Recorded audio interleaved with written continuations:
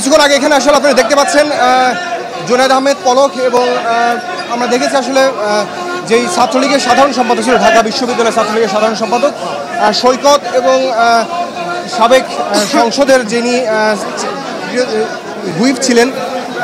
শামসুল হক টুকু, তাকে কিন্তু এই যে এজলাসে সেই এজলাসে হাজির করা হয়েছে এবং এখান থেকে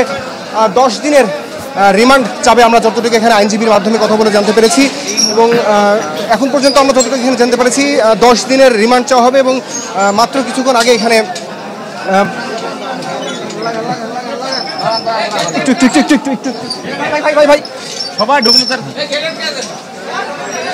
দর্শক দেখতে পাচ্ছেন আদালতের সামনে কিন্তু আইন শৃঙ্খলা রক্ষাকারী বাহিনীর সদস্যদের বেশ ফুল উপস্থিতি রয়েছে এবং এখানে কিন্তু নিরাপত্তা বেশ জোরদার করা হয়েছে। আমি যদি একটু আসামিদেরকে একটু দেখানোর চেষ্টা করি, আসলে আমরা এখানে দেখেছি বেশ নিরাপত্তা বেষ্টনীর ভেতর দিয়ে আসলে তাদেরকে 3 জন আসামিকে এখানে আসলে নিয়ে আসা হয়েছে, যার মধ্যে আমরা দেখেছি শামসুল হক টুকু ছিলেন এবং তিনি আসলে পাঞ্জাবি পরিহিত অবস্থায় তাকে আমরা দেখেছি এবং ছাত্রলীগের ঢাকা বিশ্ববিদ্যালয়ের শাখার যিনি সাধারণ সম্পাদক সৈকত, তাকেও আমরা এখানে দেখেছি। আসলে পুলিশের যেই বুলেট প্রুফ জ্যাকেট থাকে সেই জ্যাকেট পরিহিত অবস্থায় এবং মাথায় হেলমেট দিয়ে তাদেরকে এই আদালতে হাজির করা হয়েছে। এখানে দেখতে পাচ্ছেন আসলে যারা আসলে আইনজীবীরা রয়েছেন, আসলে যারা আসলে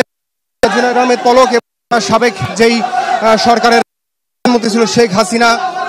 এবং সাবেক যিনি প্রতিমন্ত্রী ছিলেন আইসিটির প্রতিমন্ত্রী ছিলেন তার এবং ছাত্রলীগ যিনি সভাপতি ছিলেন তার আসলে বিচার চেয়ে এবং শামসুল হক টুকু যিনি চিফ হুইপ ছিলেন এবং বেশ কিছুদিন আগে কিন্তু তিনি ডেপুটি স্পিকার হিসাবেও নিয়োগ পেয়েছিলেন, তাকে আটক করা হয় গত কালকে। সেখান থেকে আসলে তাদেরকে আসলে পলাতক অবস্থায় তারা সেখানে ছিলেন এবং পুলিশের পক্ষ থেকে আসলে যেটা বলা হয়েছিল তারা বেশ কিছুদিন ধরে তারা আসলে আত্মগোপনে ছিলেন। এই 5 তারিখে সরকার পতনের পর থেকে শেখ হাসিনা যখন পাশের দেশ ভারতে পালিয়ে যায়, ঠিক পর থেকে আসলে আমরা দেখেছি যারা আসলে এই সরকারের মন্ত্রী বা উপমন্ত্রী ছিলেন এবং বিশেষ করে ছাত্রলীগে যারা পদধারী নেতা ছিলেন তারা কিন্তু সবাই কিন্তু আত্মগোপনে চলে যায়। এর মধ্যে কিন্তু আমরা দেখেছি গত কয়েকদিন আগে সাবেক বেসরকারি উপদেষ্টা সালমান এফ রহমান এবং সাবেক আইনমন্ত্রী আনিসুল হক, তাকে কিন্তু সদরঘাট থেকে আটক করা হয়েছিল এবং তাকে কোর্টে আদালতে এনে তার যে রিমান্ড সেই রিমান্ড মঞ্জুর করা হয়েছে এবং এরই ধারাবাহিকতা আমরা দেখেছি কালকেও কিন্তু যেই জুনায়েদ আহমেদ পলক সাবেক আইসিটি প্রতিমন্ত্রী শামসুল হক টুকু এবং ছাত্রলীগের ঢাকা বিশ্ববিদ্যালয় শাখার সাধারণ সম্পাদক ছিলেন সৈকত, তাকেও কিন্তু আটক করা হয়েছে এবং তাদেরকে সকাল থেকেই কালকে থেকে আসলে মূলত আমরা জানি যে ডিবি কার্যালয়ে রাখা হয়েছিল এবং সেখান থেকে আজকে কিছুক্ষণ আগে 4টার কিছু আগে তাদেরকে এই যেই চিফ মেট্রোপলিটন ম্যাজিস্ট্রেট আদালত সেখানে হাজির করা হয়েছে এবং সেখান থেকে এখানে রিমান্ড শুনানি হবে এবং রিমান্ড শুনানির পরবর্তীতে আসলে আমরা জানতে পারবো যে তার যেই 3 জন ছিল তাদেরকে আসলে যেই কতদিনের রিমান্ড মঞ্জুর করেছে নাকি তাদেরকে আমরা এখন যেহেতু ভেতরে আইন কার্যক্রম চলছে, বিচার কাজ, আমরা আসলে আসামিদের পক্ষ থেকে কোনো আইনজীবী সেখানে নিয়োগ করা হয়েছে কিনা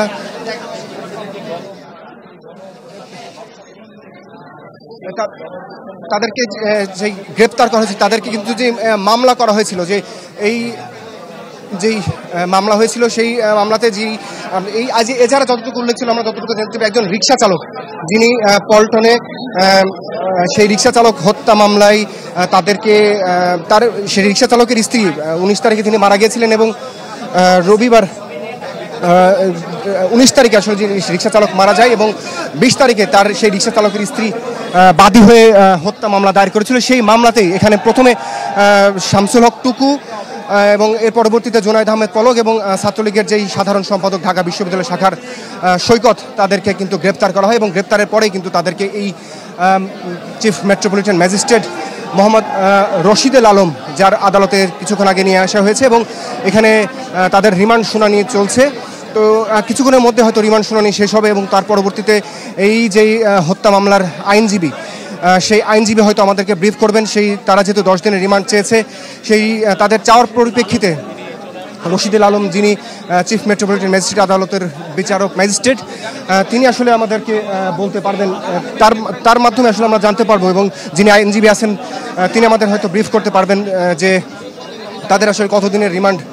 মঞ্জুর করা হয়েছে। এই যেই মামলাটি আসলে যেই হত্যা মামলা, সেই হত্যা মামলার এজাহারে আমরা যতটুকু জানতে পেরেছিলাম যে এই ছাত্র বিক্ষোভ নিয়ে যেই সমস্ত কোটা সংস্কার আন্দোলন, যে সাধারণ শিক্ষার্থীরা যে আন্দোলন করেছিল, সেই আন্দোলনে আসলে যখন আসলে পুলিশের সাথে তাদের ব্যাপক সংঘর্ষ হয়েছে এবং সেখানে গোলাগুলি ঘটনা ঘটেছে, তার স্ত্রী আসলে যে রিক্সা চালক মারা গেছেন, তার স্ত্রী যেভাবে আসলে উল্লেখ করেছেন, তার স্ত্রী যেটা উল্লেখ করেছেন যে সেখানে তার স্বামী, যিনি রিক্সা চালক ছিলেন, তিনি রিক্সা চালানো অবস্থায় যখন পুলিশের সাথে যখন গোলাগুলি হয়, সেই গোলাগুলির এক পর্যায়ে আসলে তিনি আহত হন। 19 জুলাই যখন কোটা সংস্কার আন্দোলন ঘিরে যেই হতাহত হয়ে, এবং সেই হতাহত তিনি সেই সংঘর্ষের ঘটনাগুলিতে তিনি আহত হন, এবং পরবর্তীতে ঢাকা মেডিকেলে তাকে নিয়ে যাওয়া হলে আসলে তার যেই তাকে 20 জুলাই তার বিরুদ্ধে মামলা হয়েছিল। এখানে আমরা একজন আইনজীবী আছে, আসলে তার সাথে যদি কথা বলতে চাই। আচ্ছা, এখানে কতদিনের রিমান্ড আবেদন করেন? 10 দিন রিমান্ড, 10 দিন।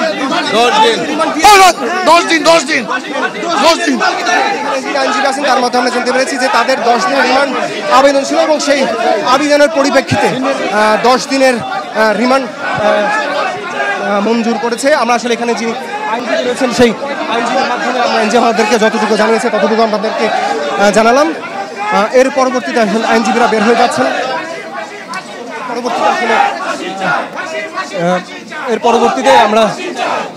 জানতে পেরেছি আসলে এখানে যেই আইনজীবী ছিলেন তিনি বলছিলেন যে 10 দিনের রিমান্ড চাওয়া ছিল, এবং সেই 10 দিনের রিমান্ডই মঞ্জুর করেছেন। এবং যেহেতু আইনজীবীরা বের হয়ে গেছে, এবং কিছুক্ষণ পরে হয়তো যেই গ্রেপ্তারকৃত আসামিরা রয়েছেন, সেই আসামিদের এখান থেকে বের করা হবে। তো বেশ নিরাপত্তা বলয় আসলে তৈরি করা হয়েছে। এখানে দেখেছি আইনশৃঙ্খলা রক্ষাকারী বাহিনী পুলিশ সদস্য রয়েছেন, এবং সেনাবাহিনীর সদস্যরা রয়েছেন,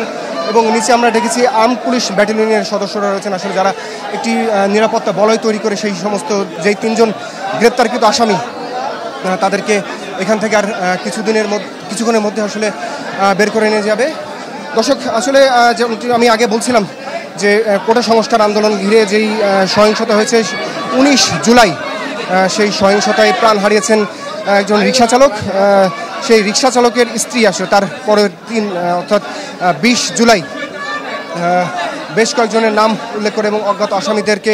বিরুদ্ধে আসলে একটি হত্যা মামলা দায়ের করেন পল্টন থানায়। সেই পল্টন থানার যে হত্যা মামলাটি, সেই হত্যা মামলায় গতকালকে কিন্তু যেই সাবেক ডেপুটি স্পিকার, আওয়ামী লীগ সরকারের যে ডেপুটি স্পিকার ছিলেন,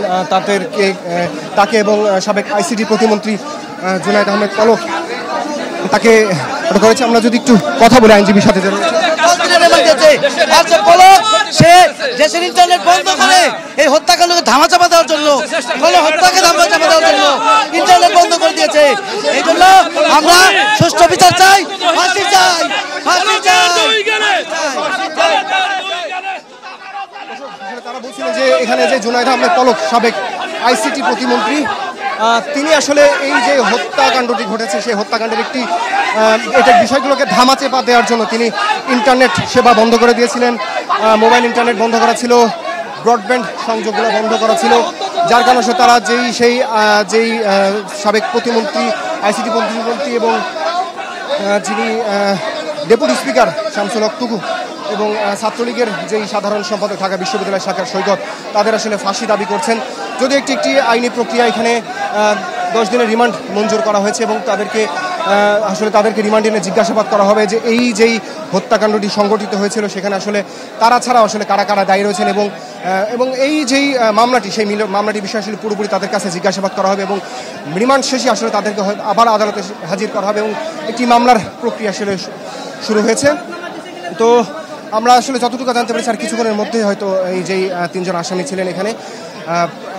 সেই আসামিদেরকে এখান থেকে ক্লাস থেকে বের করা হবে। তো যেহেতু আমরা এখানে দেখেছি যে এই যে সমস্ত 3 জন আসামি,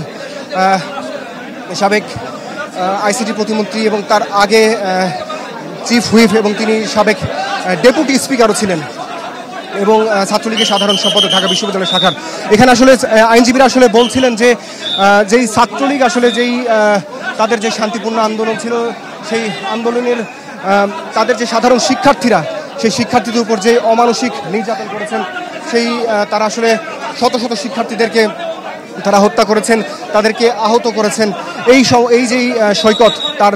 নির্দেশে ঢাকা বিশ্ববিদ্যালয়ে তৎকালীন সময়ে যেই সাধারণ শিক্ষার্থীদের কোটা সংস্কারের চেয়ে যেই শান্তিপূর্ণ একটি কর্মসূচি, সেই কর্মসূচিতে তাদেরই আসলে ছাত্রলীগের এবং অন্যান্য যারা নেতা ছিলেন, আসলে প্রভাবশালী নেতা, তাদের ছত্রছায়াতেই এই যেই হত্যাকাণ্ডটি, সেই হত্যাকাণ্ডটি সংঘটিত হয়েছে, যার কারণে তারও এখানে ফাঁসি দাবি করা হচ্ছে। মূলত 5 জুলাইয়ের পর থেকে কিন্তু এই যেই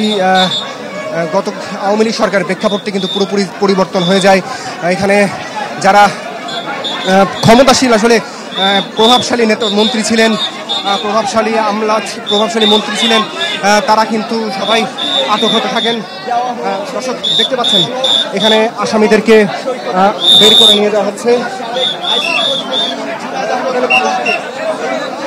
পুলিশের উপস্থিতি এবং তাদের যে নিরাপত্তা বলয় ভিতর থেকে তাদের দেখছেন। দর্শক, সাধারণ মানুষ কিন্তু আসলে তাদের উপরে হামলার চেষ্টা করছেন। দেখতে পাচ্ছেন শামসুল হক টুকু এবং এর পাশেই জুনায়েদ আহমেদ পলক, এবং এর পেছনে কিন্তু আমরা দেখতে পাচ্ছি সাবেক আইসিটি প্রতিমন্ত্রী জুনায়েদ আহমেদ পলক, তাদেরকে আসলে বের করে নিয়ে যাওয়া হচ্ছে। আমরা দর্শক দেখাতে পাচ্ছি তাদের কিন্তু 10 দিনের রিমান্ড মঞ্জুর করা হয়েছে এবং ডিবি অফিসের কালকে গ্রেপ্তারের পর থেকেই যে হত্যা মামলাটি হয়েছিল, সেই হত্যা মামলাতে গ্রেপ্তারের পর থেকেই তাদেরকে কিন্তু ডিবি হেফাজতে রাখা হয়েছিল। এবং আজকে 4:30 কিছু আগে আমরা দেখেছি এখানে একটি প্রিজন ভ্যানে তাদেরকে এখান থেকে এখানে নিয়ে আসা হয়েছে। দর্শক দেখতে পাচ্ছেন এখানে আসলে সেই আসামিদের এখান থেকে নিয়ে যাওয়া হচ্ছে এবং এখান থেকে আমরা যতটুকু জানতে পেরেছি তাদেরকে পুলিশি প্রহরায় আবারও ডিবি কার্যালয়ে নিয়ে যাবে, যেহেতু তাদেরকে গ্রেপ্তার করা হয়েছে একটি হত্যা মামলায় এবং সেই হত্যা মামলায় তাদের বিরুদ্ধে 10 দিনের রিমান্ড মঞ্জুর করেছেন চিফ মেট্রোপলিটন ম্যাজিস্ট্রেট রশিদুল ইসলাম। এবং সেই যেহেতু ডিবি তাদেরকে রিমান্ডে পেয়েছে এবং ডিবি তাদেরকে জিজ্ঞাসাবাদ করবে এবং এই মামলার খুঁটিনাটি বিষয় আসলে কোনো নতুন যদি কোনো তথ্য থাকে সেই বিষয়গুলো অবশ্যই আমরা জানতে পারবো। দর্শক, এই যেই আসামিদেরকে গ্রেপ্তারের পর থেকে কিন্তু এই যেই মেট্রোপলিটন ম্যাজিস্ট্রেট আদালত দেখছেন, দর্শক তাদেরকে কিন্তু আটক করে তাদেরকে কিন্তু নিয়ে যাওয়া হচ্ছে এবং পেছন দিক থেকে আসলে দেখছেন সাধারণ মানুষ যারা রয়েছেন তারা কিন্তু তাদের উপরে হামলা করার চেষ্টা করছেন। যদিও তাদেরকে কিন্তু এখানে আমরা দেখছি জুতা নিক্ষেপ করা হচ্ছে এবং সাধারণ মানুষ আসলে আমরা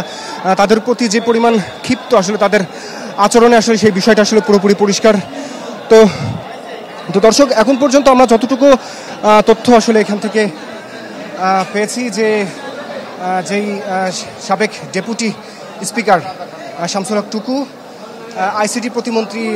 সাবেক জুনায়েদ আহমেদ পলক এবং ঢাকা বিশ্ববিদ্যালয় ছাত্রলীগের সাধারণ সম্পাদক সৈকত, তাদের বিরুদ্ধে 10 দিনের রিমান্ড চেয়েছিল আইনজীবী। আসামি পক্ষে যিনি মামলার বাদী ছিলেন, যে হত্যা মামলাটি করা হয়েছিল, 10 দিনের রিমান্ডই এখানে মঞ্জুর করা হয়েছে। তো এই ছিল আসলে এখান থেকে সবশেষ তথ্য। এর পরবর্তীতে আমি আসলে জানাতে পারবো